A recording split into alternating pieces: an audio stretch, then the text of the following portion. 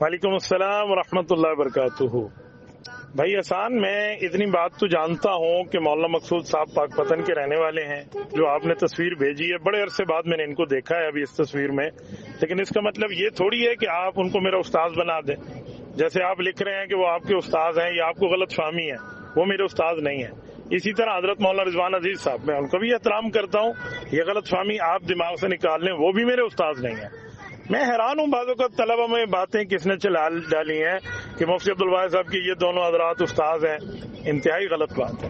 میں کسی کا احترام کروں، کسی کا اکرام کروں، کسی کو عزت دوں، اس کا یہ مطلب نہیں ہے کہ وہ میرے لیے میرا استاذ بھی ہے۔ قابل احترام لوگ ہیں، قابل عزت لوگ ہیں، عالم دین ہیں، ایک اچھا کام کر رہے ہیں، تو ہماری دعائیں ان کے ساتھ ہیں۔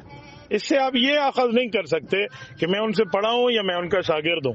نہ میں نے مولانا مقصود صاحب سے ایک لفظ پڑھا ہے الحمدللہ، نہ مولانا رضوان صاحب کی کلاس اٹینڈ کی ہے، نہ ان سے پڑھا ہے۔ میں کسی کا احترام کر لیتا ہوں تو احترام کا مطلب یہ نہیں ہوتا کہ میرے استاذ بن جاتے ہیں۔ میں آپ کو سمجھا رہا ہوں، اس کے باوجود بھی آپ سوال فرمائے جا رہے ہیں، اس کے باوجود بھی آپ پوچھے جا رہے ہیں، تو آپ کچھ تو سمجھا کریں کہ بات ہے کیا۔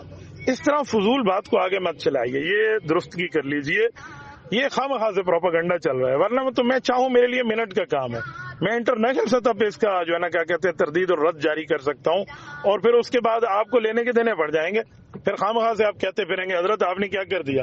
تو غلط فہمی چلائیے نہیں، جھوٹ چلائیے نہیں، غلط بات آگے پھیلائیے نہیں۔ جب آپ غلط بات نہیں پھیلائیں گے تو آپ کی تردید بھی نہیں آئے گی۔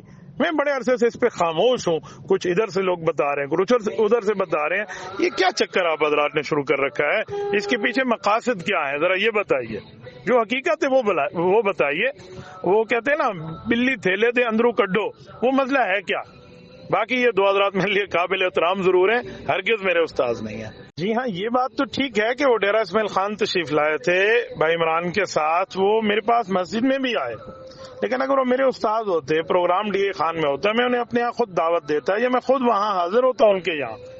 میرے تو علم میں بھی نہیں تھا، وہ میری مسجد میں آ گئے اور آ کر مجھے بھائی عمران نے کال کی کہ حضرت اس طرح آپ کے ایک بندے ہیں، وہ آپ سے ملنا۔ میں حضرت کیا حال ہے، خیریت؟ میں سفر پہ تھا۔ انہوں نے کہا جی کبھی ہمارے پاس بھی لنگدے ٹپدے آ جاؤ۔ میں جی آ جائیں گے۔ بس اتنی سی بات ہے، آپ نے اس کو استادی شاگردی بنا دی۔